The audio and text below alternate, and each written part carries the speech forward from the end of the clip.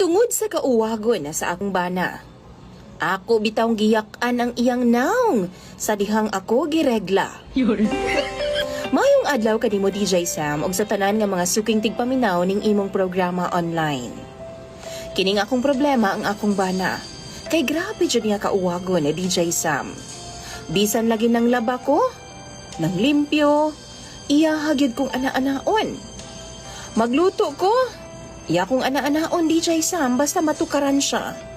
Sa tinuod lang kining kahimtanga makalangan yun kaayo sa mga trabahoon na DJ Sam. Kay makakita lang gani siya sa ako Ingon pa siya, mugahi na dayon daw iyang Di, jud dali mahuman DJ Sam ang akong trabahoon sabay kay birahan man ko niya pirmi. Ambot ba DJ Sam? Grabe jud niya ka-aggressive.